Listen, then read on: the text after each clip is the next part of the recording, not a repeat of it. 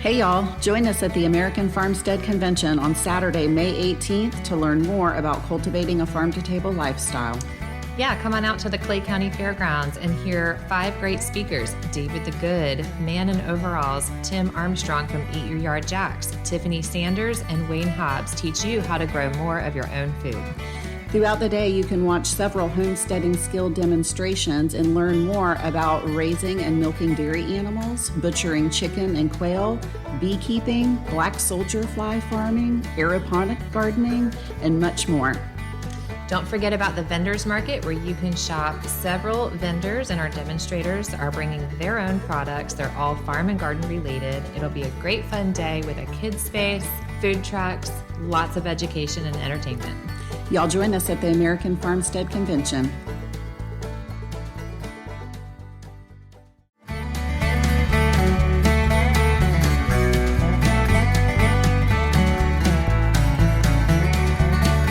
Well, hey there, American Farmsteaders. This is Jenny with the Grimstead Family Farm. And Donna with Hazelbell Farm. And we are coming to y'all from Fort McCoy, Florida today as 2 American Farmsteaders doing our best to grow our own food and share our homesteading experiences with you in hopes that you'll grow some food of your own.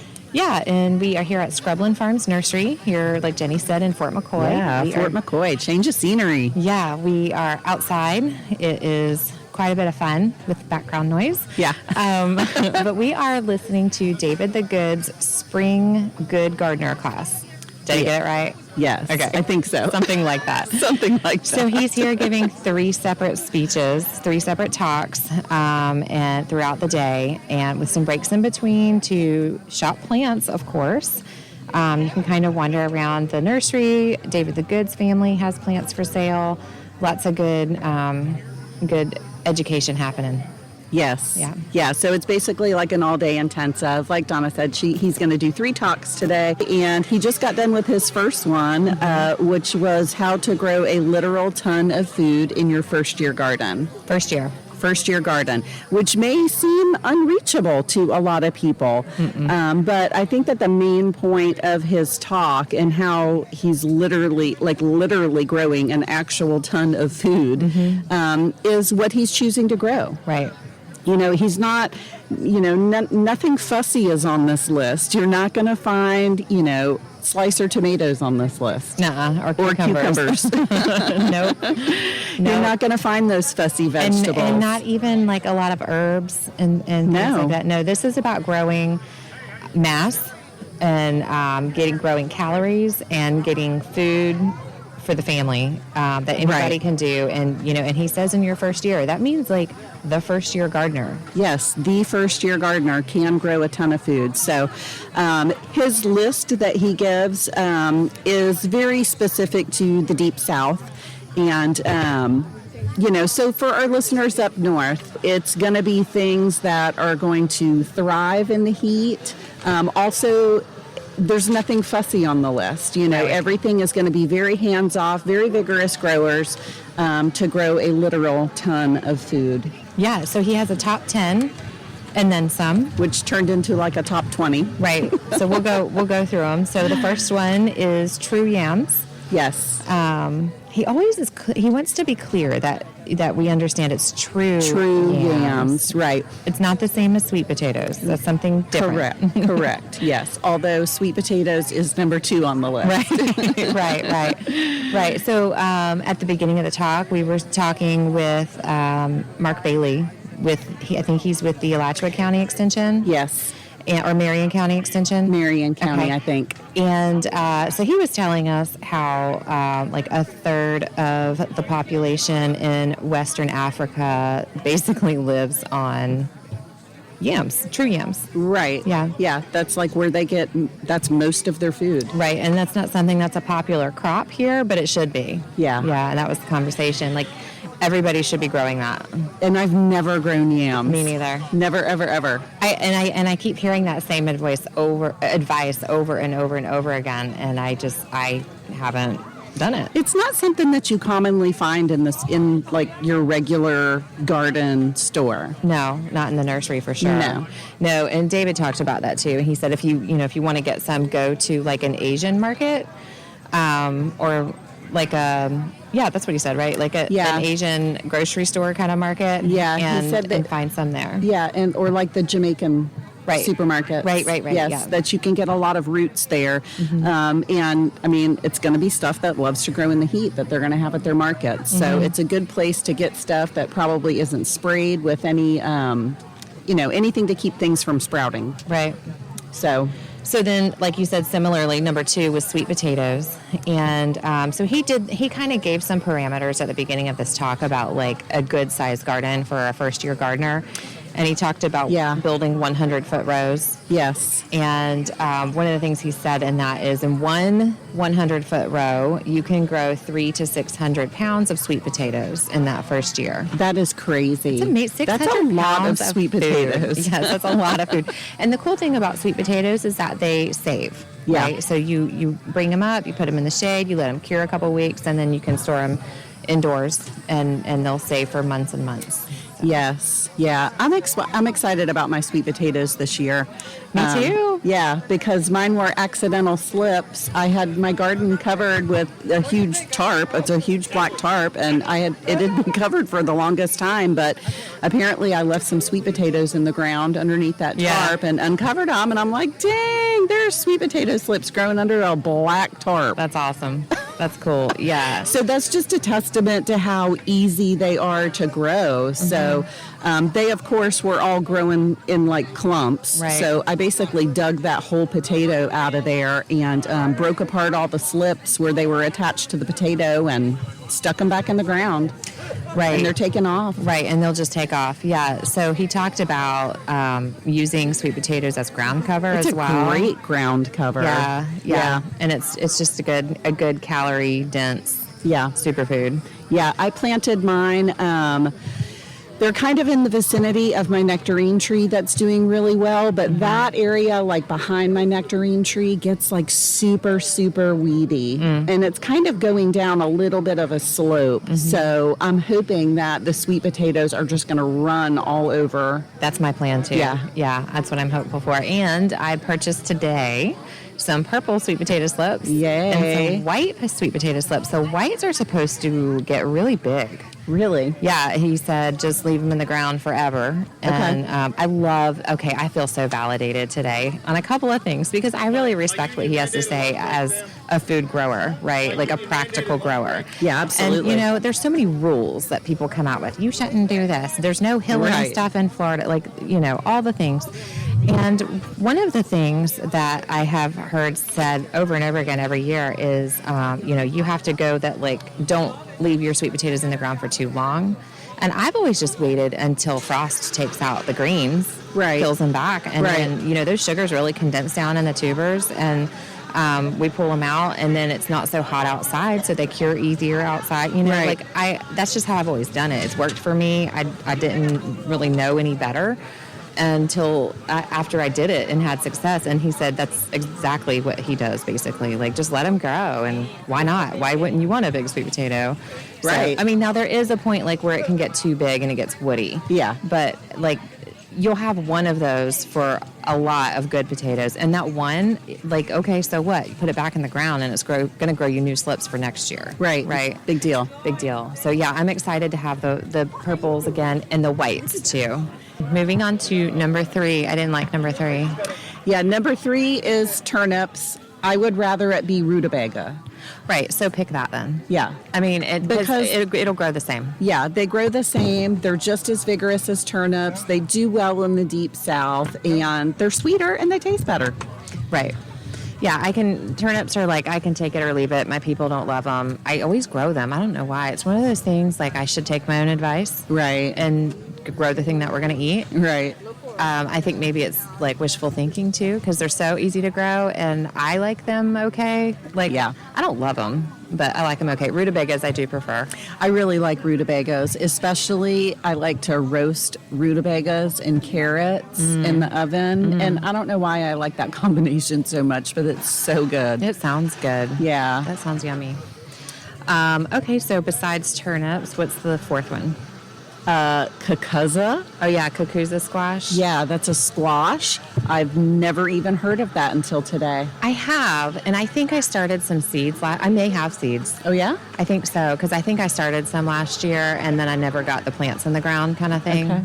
That seems to be the story of the squash life for me. Yeah.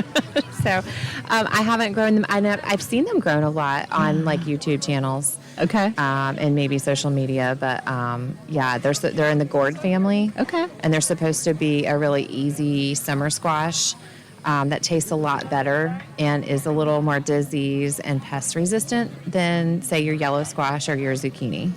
Yeah, I'm done with growing yellow squash and zucchini. It's just not worth it for me. I'm not. I don't know how to be done with that. We like it so much. And I don't find it as difficult as most people do. Yeah, and nobody really likes it in my house anyway. So okay. I'm like, then it's not worth it. Why am I growing that? Don't use the space. Yeah, right? Exactly.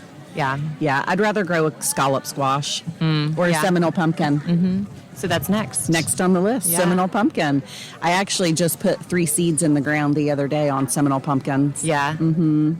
I have 2 seeds left. I have a couple of seeds. I think I got them from you. I just actually saw them in my seed box. Maybe. Yeah. Because I did save some, not last year, but I think the year before I saved some. So, yeah, that's always a really great grower. And it's super vigorous. Another really good ground cover. And again, I planted that in probably the weediest, the corner of the garden that gets pretty weedy. I mean, the bed that I'm growing it in is not weedy, but it's by a weedy back corner. Yeah. So I'm hoping that'll just take off and... Yeah, I need to throw some seeds in the ground for sure because they're so good. And then once you do grow them, again, the shelf life. You bring them in, they cure to a hard skin. Yeah.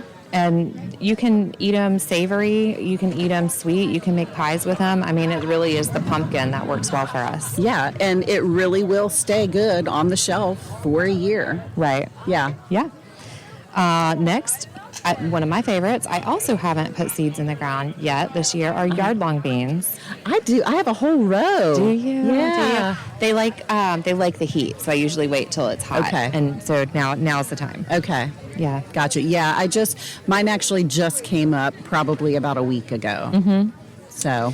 Yeah, so they come in green or red, which the red is really like a purple, like magenta. That's the one that I have. Mm-hmm. We like them. They're a little different than your green bean. They're kind of like a squeaky bean when you bite into them. You know, they're like you're not going to prepare them like a green bean. And a lot of times I don't grow those until after my green beans are done. Really? Because the green beans don't like our hot summer. Yeah. So when our green beans are done, then it's time for yard-long beans. So, yeah. Okay. Yeah. That's what we do. Right, because I think David said that they're actually in the cowpea family. Yeah. Right? Mm-hmm. Yeah. They are. They are. Which is that's a heat lover. Heat lover, yeah. Yeah. Did he even? Oh, I guess he did have cowpeas, but it didn't It's in make his also. Right. It's in the other. The other, and then these. Right. Everglades tomatoes. Oh, did he say that? Is that the one He I did. missed? That's okay. the one that you I knew missed, I missed one. I was like, he only said 9. Okay. Yeah, Everglades. And really, I think any cherry tomato. I mean, cherry tomatoes just do so well in the heat. They're way easier to grow than a slicer tomato, in my opinion. Right. And I think they're great for first-year gardeners. I agree. Yeah. When somebody asks what's the easiest tomato to grow, I always tell them cherries. Cherries. And I know that's not what they had in mind. Right. But definitely the cherries. I love cherry tomatoes. I do too. And you know what? I learned that I can can those just the same. Yeah. And so now I have a lot. Yeah. Yeah, absolutely. Me too. Okay, let's see here. Okra. Right. Okra. Love me some okra. Okra will grow in anything. You can completely neglect okra and you're going to get fruit. If you tend to it even just a little tiny bit, you're going to get a lot of fruit. Yeah. But the trick to okra is to keep cutting it. Yes. Right? Keep picking. Right. You got to stay on it or it's just not even going to be edible. Right. Yep. And then it'll keep producing new flowers as you cut. Mm-hmm. Daikon radish. Yes. I'm not a big radish grower. I'm not either. I mean, I do some. I should grow them though, because Tori actually does like them. Yeah. So I should probably start growing them. Yeah. So he talked about the daikons because they're a sweeter radish. Yeah. They're a bigger radish. You're going to get a lot more food off of one plant than you would say like your cherry bells or what we know as radish. Right. As right. just like the grocery store radish. Yeah. But the daikon radish are easier. They're sweeter. A lot more food. Yeah. So. Yeah. Mulberries. Hello. Definitely mulberries. Definitely mulberries. I'll take me some. We have some mulberries. They're in full fruit right now. They're doing great. Yeah. I really want another mulberry tree because I can pick mulberries off of mine. I just have to be super selective where I pick them from because my chickens love to roost in my mulberry tree. So there's a good bit of chicken poop on the mulberry tree. Yeah. I fight with It's a the little birds. sketchy. I've got those little. I think they're wax birds that come in like a dozen of them swoop in all real Right. fast at one time, and they eat as many as they can. Right. And then they're gone. Yeah. Yeah. So, but mulberries, yeah, that's a good one. It's a fun one too. Yeah. And then last but not least. Was that last? That was last. Okay, so also, in addition. Right. That was his top 10 for growing a literal ton of food. Right. And so on the you should also grow list, cowpeas, which I love. I mean, zipper peas, purple hulls. Right. And one of the things he said about cowpeas is like they don't even eat very many. Right. They use it as a green manure. Yeah. So keep that in mind. It's excellent as a chop and drop. Mm-hmm. I did that. Was that last year or the year before? I think it was last year you did. And used it as a chop and drop. Right. I did a lot of chop and drop this year. Yeah. A lot. Yeah. Yes. And I love it. I think I'm going to stick with that. Mm-hmm. And then today, they had sun hemp seeds here, which makes an excellent chop and drop plant. Right. Yeah. We both. So I'm excited about that. All the things. All the things. After cowpeas, he said collards. I use collards as a chop and drop. Yeah. Because there's only so many collards my family will eat. Yeah. I can up some, so we'll have them throughout the year. But for the most part, we grow them for chop and drop. Yeah. So they make an excellent chop and drop. A nice, big, thick leaf. Yep. Yeah. So. Yep. Holds a lot of moisture down. Yeah. Cassava, which I've never grown before. Me neither. I know David talks about cassava all the time. But I have yet to go there. Right. Me too. And I know, like, it's one of those things, I feel like, so he does a lot of the food forest thing, right?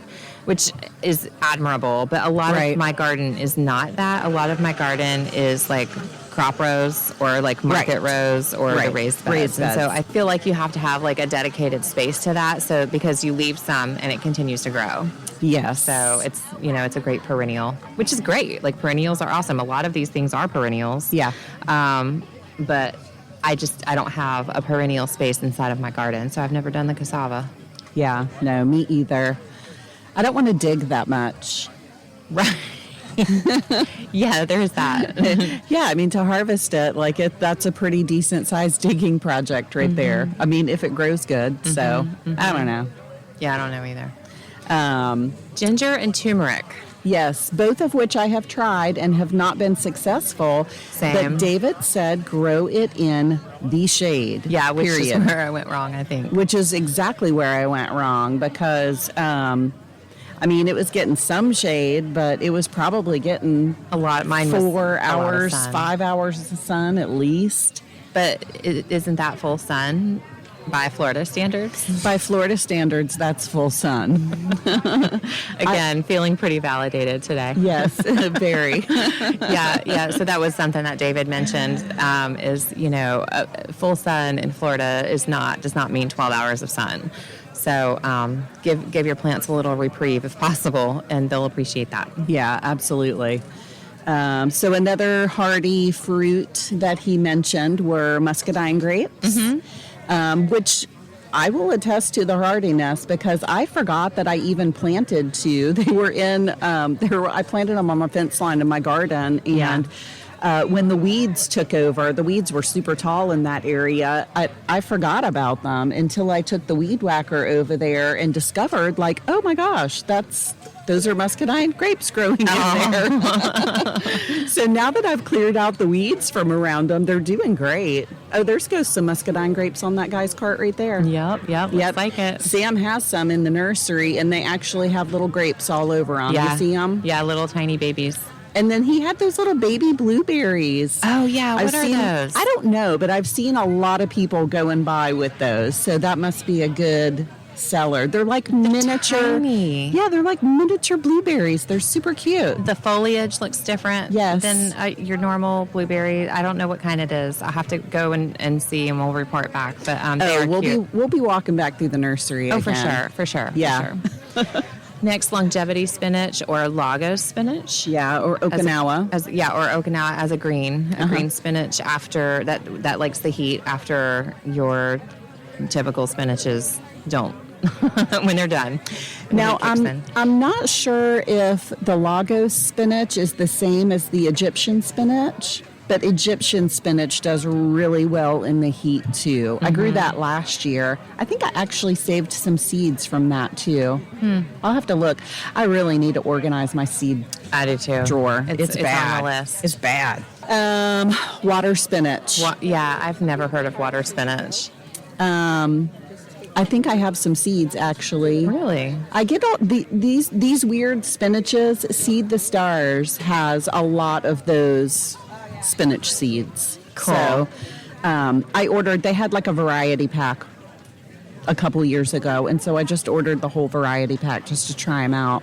But the Egyptian spinach, it gets huge, and after you harvest the spinach, you can use the stems as cordage. Oh, wow. Yeah, it's super, super, super strong. Okay. Well, I mean, like, to do what with? It's neat. I don't know. That's just neat. Okay. Tie up your tomatoes. Right. Okay. Very cool. Chaya. Chaya, yes. I attempted to grow chaya once, and it grew and then it died.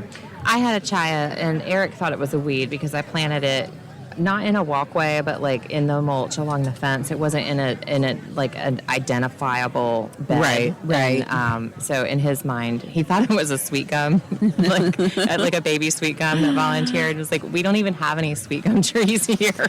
Do you know what I learned about sweet gum trees the other day? I started following this guy on YouTube that only does like medicinal plants that you can forage in the South specifically. I can't remember the name of his channel, but because I just found him.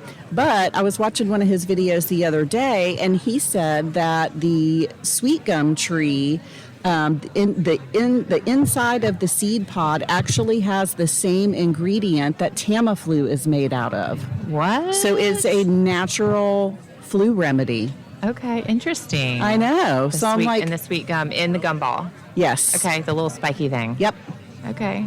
So, interesting. Good to know. I know. I didn't know that. And because everybody around me wants to cut down the sweet gum trees. And I'm like, y'all leave the sweet gum trees alone. I like how they smell. I kind of like them. I mean, I think that they're pretty, but... They're nice, big, pretty trees. I like them too. Yeah.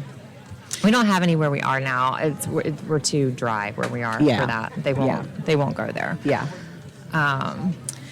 Beyond Chaya was one of our favorites. One of our favorites. Yeah. Roselle. Yeah. I love it. Also known as Jamaican sorrel.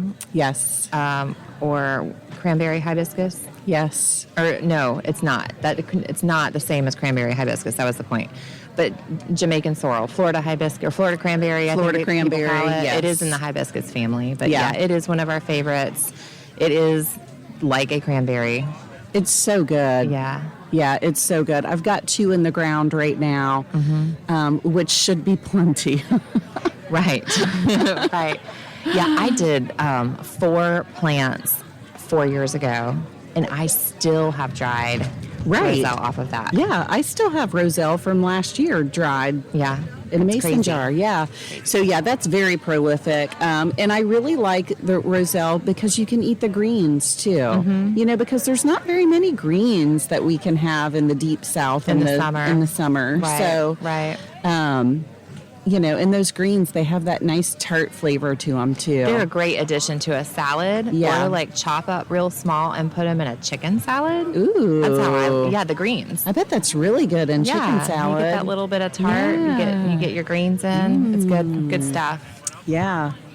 All right, last on the list is sugar cane. Yeah. Have you grown sugar cane? Never grown sugar cane. Me neither. We're like permaculture losers. We don't grow any of the stuff all the permies grow.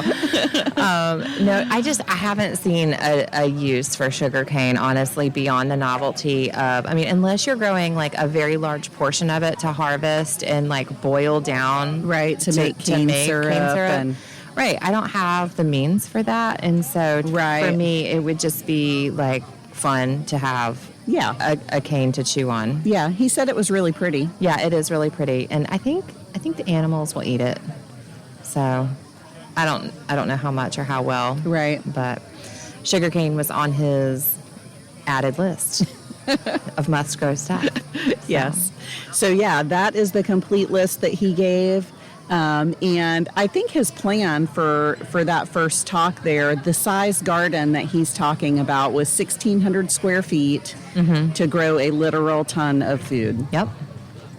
And he talked about swamp water because he did touch on like, okay, you've got this great big garden, but how are you going to fertilize it? Right. So he did. He talked about feeding the beds, making compost, using swamp water, wood ash, kitchen scraps directly to the plants and covered over with mulch. Yeah. And he talked about if you only have small amounts of a particular something to feed your plants, to make it a foliar spray, to make it go a lot further. And that's a good thing. Yeah, that was an excellent point. He talked about like a shovel full of chicken manure. Well, if you take a shovel full and you try to spread it out over your whole garden, it's not going to go very far. Right. But if you put that in a barrel of water, and let spray the plants. Exactly. Right. That's going to go a lot further. And I tell you what, I have been using the swamp water now pretty steady, and I really, really, really like it. Are you spraying with it? When I usually just water with it. I'll usually go over the garden first with like the regular water just to get the ground like saturated, because I feel like the second time it absorbs it a little bit deeper, Right.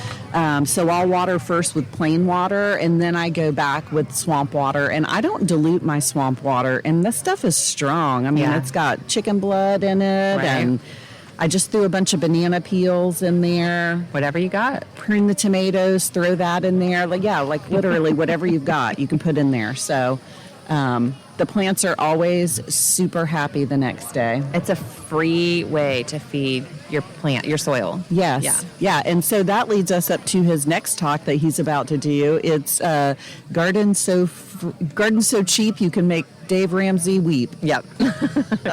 So we'll come back. Which is kind of hard to say. It is. He said it rolls off the tongue in a different. He says it a little bit differently, I think. But that's it. That's the gist of it. So we'll come back and recap that here in just a bit. Yeah, sounds good. All right. Okay, we are back after the second talk. Yes, gardening for cheap. Gardening for cheap. Gardening for cheap. It was a good one. It was a great one. Yeah, and his first point is one that I am totally a firm believer in, is just to garden in the ground. Like, you don't need... I know the raised beds they're nice, they're fancy, they're pretty. I have some, but there's nothing cheaper than just getting a shovel and growing food in the ground using the soil that you have.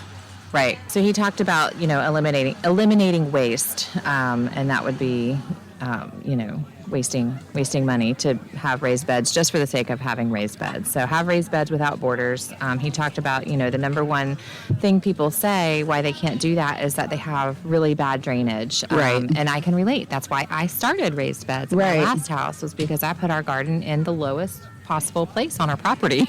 Right. Where it got swampy. And so, but he talked about, okay, so then double dig and make mounds where you're going to plant. Right. And whether it's fruit trees or, rows or just circular rounds, like whatever, make little islands of food and walkways in between. Right, because you're essentially still doing a raised bed. It's just a raised bed without all the expensive materials. Right. Yeah. Right. And then the other thing he talked about is giving proper spacing or even wider spacing than what's normally recommended, because wider spacing means that your plants are going to use less resources. So if you have the space to do that, less feeding. Yeah, feed, water. Water. Yeah, so those are ways to save. Yeah. And, a great point that he made was, how would you do this if you didn't have all that stuff? Right. Like how would you garden if you didn't have the expensive tiller or the fancy bag of mushroom compost or... Right, which if you're not familiar with who David the Good is, crawl out from under your rock. I'm just kidding. But his family spent some time in Grenada. They lived in Grenada. They played expats for a little while. And there's no getting whatever resource you want there. There's no hey, I want to build 15 raised beds and running down to the hardware store and getting all of the materials at once to complete a project.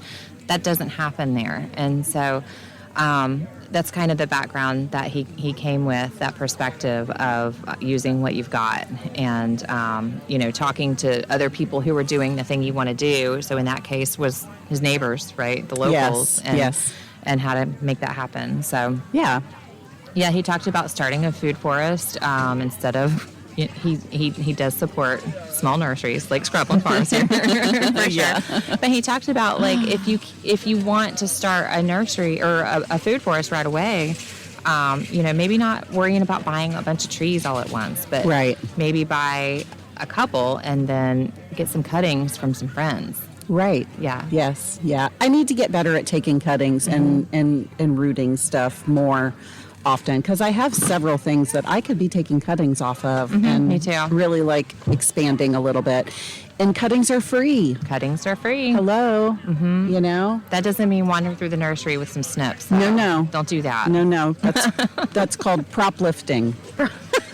Right. That's right. Yeah, so learn to propagate plants, learn to grow from seed. Right, starting seeds instead of transplants. Yeah, because a $3 seed packet versus, the plant start prices at the stores right now. Oh my gosh, You'd spend a lot of money starting a garden. Mm-hmm. Yeah. So learning how to start seeds, learning how to save seeds. Mm-hmm. Good way to garden for free. Good way to garden for free. Yeah, he's talked before in the past about even saving seeds from grocery store food, and that's something we've played around with. Some success, some failures. Yeah, but got something most of the time, and it's an easy way to save a little money.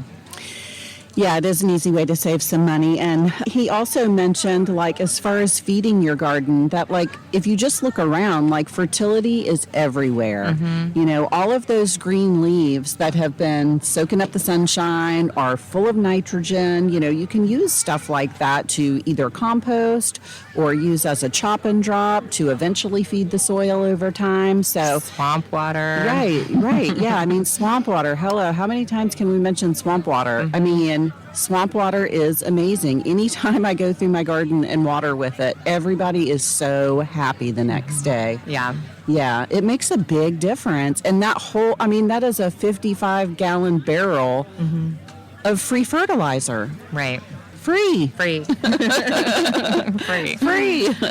So gardening doesn't have to be expensive. No, I think there's lots of expensive ways to garden though. Right, but trying to get away from that, he said, remember that your priority here, the point is to grow some food, right? Right. So whatever you have to do to put food on the table, and then using what you've got to do it. Yes. That's the whole point of this talk is, whether it's trellising or building beds or, whatever. You don't have to go the most expensive route just because it's something that's new to you and you saw somebody else who's successful that way. You can use what you've got. Yes. Like covering beds. I just figured out an idiot, I have all this, here's permaculture principle, right? I have all of these dead leaves on this part of my property, right, that are covering up the ground where the grass can't grow.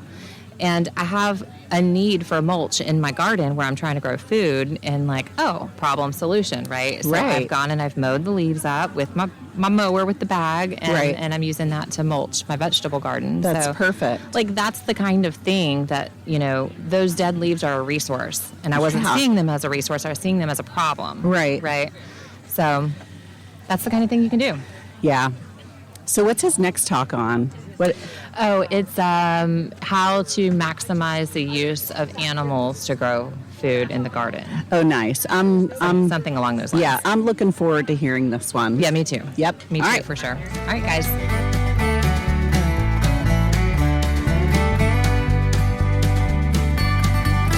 Okay. We are back at home. That was a super long day out there at the Good Gardening class. So it was so good, though. It was so good, but we were ready to pack up, so we wanted to come home and finish the episode. So his last talk was actually a really good one, and something that I've actually never heard him talk about. Mm-hmm. So that was kind of cool to hear him switch it up. And so he talked about how he uses animals to supercharge his gardening.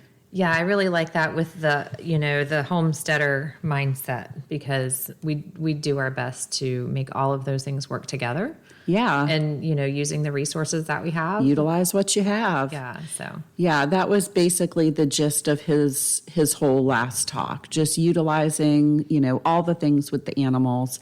And I mean, if I had to vote for the best animal to supercharge your garden with, I would have to vote for the chicken. Mm-hmm. Yeah. Yeah. Meat chickens and layer chickens. Yes. The manure, I mean, animal for animal, it's obviously not as much as like your cows, right? Right. But it's usable manure.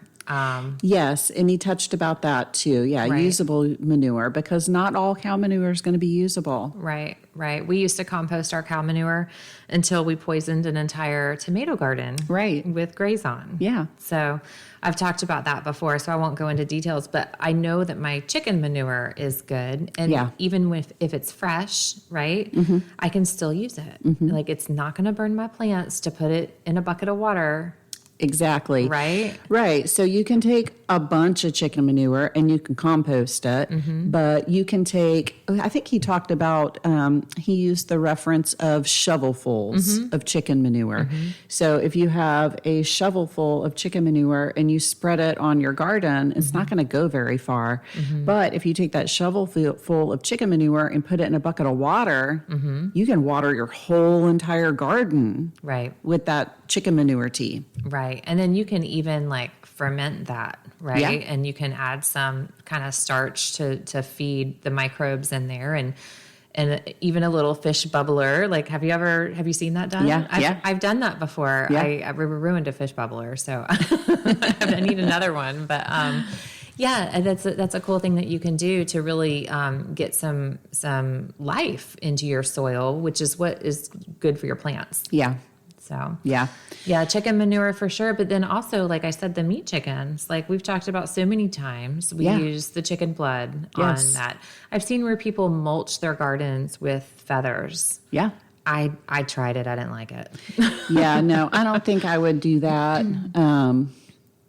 I mean, I know that you can purchase like ground feather meal as a good nitrogen source for your garden. And that's something I looked into during COVID. Yeah. When getting the normal materials that we were used to using weren't available. And I looked into feather meal, but the cost was just, it was prohibitive for me to do. So, I know people do it, is my point. Like you could do feather meal. You could mulch with the feathers. You can bury carcasses, right? And you can bury them like right alongside a fruit tree. Yeah. And let the fruit tree take that in over time. I've done that with our mulberries, and I got that idea from you and your mulberries. Yep. So Jenny has mentioned before, she has this ginormous mulberry tree that she can't even get mulberries off of because my chickens love it so much. Yeah, her chickens love it. One, they're so high up, and two, her chickens roost in that tree, so they're covered in chicken poo. Right. So, but she's growing good chickens. Some sketchy berries up there. Right. So, but I was like, man, this tree grew like so fast. Yeah. And you had mentioned before the chickens took it over, burying the carcasses after a butcher, right? And so I was like, oh, that's a great idea. So I did that. Bury the heads and the feathers. The parts that you're not using, the bones and everything. Yep. And so technically you're still using it. You're still using it. You're absolutely. feeding your tree. Yeah. So, and I'm reminded of this right now because our mulberries are in season. Yeah. Like I spent an hour yesterday picking. Nice. So I have this whole line of trees. And I did that between two of the trees. And those two trees, I did it 3 years ago. Okay. No, I'm sorry. I did it like 2-ish years ago. Okay. But those two trees are the two trees that I pick probably 90% of my berries off of. Nice. They're 3 times the size of the other trees. Yeah. So I need to do the rest. But, but it just, it's a great little experiment that, of course I love a garden experiment. Yeah. But it's black and white. It shows exactly what you can do with what you have. Mm-hmm. So. Yep. Yeah. And then like on Chicken Butcher Day, saving your blood. I like to put my blood in my barrel of swamp water. But I have also I didn't like purposely do this. It was kind of an accident. Like normally when we butcher chickens, we'll put water in the bucket and drain the blood into the bucket of water. That way, because blood coagulates, right. And so if you don't put water in it, it just gets too thick. And so I forgot about a bucket of blood that I didn't put water in. And so it coagulated and it all dried up. And it literally turned into like a powder. Blood meal. Yeah. It was blood meal. That's what it is. That's awesome. And so I took that around and I sprinkled it all over the garden. Yeah, and it'll reconstitute and hydrate, Yeah. and the plants will take it in. That's awesome. Yeah. Yeah, so he talked a little bit about like regenerative grazing, and he talked about Sean and Beth Dougherty. They are a couple of famous dairy cow people. They do all the big conventions where they talk about how, and this is a lot of my inspiration years ago about the dairy cow becoming the center of the homestead and the center of growing food and how that works. And so not only do they improve your pastures by rotating them, but then they also provide this amazing liquid gold, right? Right. And they're just amazing, efficient converters of energy into milk, into a usable product, because we can't eat the grass, right? And we can't eat the sunshine. But yeah. They make this awesome milk, and they raise beef babies, and how all of that just works together. But then the milk gets used for us. We make cheese and all the other products with it. But then we have the whey that we pour off of the cheese that we can put into the compost or feed it right directly to some plants, or, he talked about watering the garden with it. With milk. Like you can use a clabbered milk. It makes sense. It's full of nutrients. Right. Like why not? Exactly. It's not just nutrients, but it's like probiotics, and prebiotics, and all the good stuff. Yeah. All the good stuff. So, the dairy cow, and then not only does it feed the garden. Our meat chickens are raised on skim milk, Pigs get any kind of crappy cheese project that didn't turn out. Like they'll eat anything, pigs and chickens, So, I really like how he kind of showed the relationship that all of the parts of your farm can have, your small homestead, and how they work together to grow more food. Yeah. So I would think that probably the second best animal would be the rabbit. Yeah. To supercharge your garden. Yeah. Yep. Because especially if they're meat rabbits, because you can still butcher them, you can still save the blood. Right. But again, that manure, right? Is that what you were thinking, where you were going with that? Put the manure on the garden. The rabbit manure that can be used right now. Yeah. Straight on the garden. Not hot, straight on the garden. Yeah, my favorite way I have That's how Sarah grows so much food. They have rabbits. They have one rabbit. They've had this one rabbit like forever, and she feeds all of her garden beds with that rabbit manure, and then the leaf litter from her bamboo. Right. I need to get rabbits again. I just can't let them loose in the Can't let them loose in the garden. That would be how to not supercharge your garden. That was stupid. How to get your garden ate. Right. Yeah. I tried something that I thought would work. It didn't work. And now you know. Yeah. And you know what I did? I added some lead to the rabbits And right. then the rabbits fed the garden in another way. Right.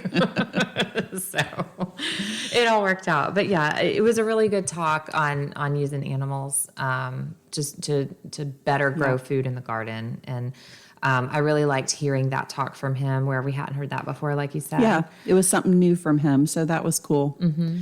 I put my sheep in the garden last year at the end of summer when I was like fed up with all the weeds and the grass, and it was like do that. It was like a jungle in there, and so I did. I just put my sheep in there and I locked them up in there. They went to town. I bet they cleaned it up nice. I bet. I bet. And it was like, oh, now I feel better. I'm going to put down some tarps. Now you tarp it. Right. Yeah. I might do that, except I think I'd have to. I'm planting my fruit trees finally.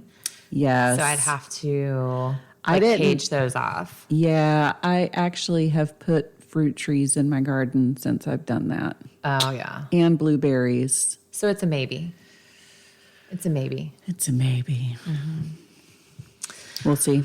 Well, guys, David the Good was awesome to listen to. All 3 talks. He had so many good tips, specific growing practices. He talked to everybody. He's just a truly great person, just a great human, humble guy. Yeah. And I encourage you to check out any of his books at thesurvivalgardener.com. Yeah. He has a new book out, Minimalist Gardening, or The Minimalist Garden, something like that. Minimalist Gardening. Yeah. He said it was almost titled Machete Gardening. Yeah. That's in the foreword. So check that out. I did buy it and I'm just getting into it. So it's good so far. And he gave us a giant surprise. He did. He's going to come to the convention. Yeah. So come check us out on May 18th. David the Good will be speaking on grocery row gardening. Yep. And at the American Farmstead Convention. That's right. Would you look at that? Look at that. Here we go. We're doing it. What were you thinking? Yeah, I don't know. But here we are. All right, guys, so come check us out. We also have 4 other amazing speakers all about growing food, lots of demos, lots of vendors with a market that's kind of a side thought. Right. Yeah, because there's going to be some serious skill sets, presented all throughout the day. Mm-hmm. I mean, canning, fermentation, rendering lard, beekeeping, making herbal remedies. And herbal teas. Herbal teas, herbal tinctures. What else? Did I say beekeeping already? I think so. The chicken butchering, quail butcher, deer butcher, but it's not deer season. Right. So we have a goat. Yep. Milking goats. Yeah. Milking cows. And besides all of that fun stuff, what? Yeah. And we just added the Bloom and Joy Farms. She runs a small aeroponics farm right out of her house. And so she has all those vertical towers. And so she's going to be there I'm excited to see that and hear what she has to say about that. That's cool. Yeah. That's really cool. That's something that we tried to find early. Yeah. And we weren't able to. Oh, and you know what else I'm excited about is the black soldier fly farming. Mm-hmm. Yep. Mm-hmm. There's a lot. There's so much. And there's so much that we're not even thinking of right now. I know. So yeah, if y'all are somewhat in the vicinity of Northeast Florida and you want to join us at the convention, you can go to our website, AmericanFarmsteadHers.com. Mm-hmm. And up at the top or on the menu, if you're on your phone, you'll see a link to the American Farmstead Convention. You can go to that link and click the green button to get you some tickets. Yep. Do it before convention because there's a limited number of tickets. Yeah. So do it now. When they're gone, they're gone. When they're gone, they're gone. Yes. So. All right. Until next week, are we talking Charlie's Chicks next week, I think? Yeah. So this weekend, we got invited to go podcast another event. So we're going to go out to this farm called Charlie's Chicks, which he has an amazing setup. Yeah, it's cool. He has thought of everything. Yeah. You know, I love it. I hope that we have the opportunity to bring him on and hopefully so. Yeah, talk about his setup and how anybody can do it. Yep. All right, y'all. Talk to y'all next week. Later.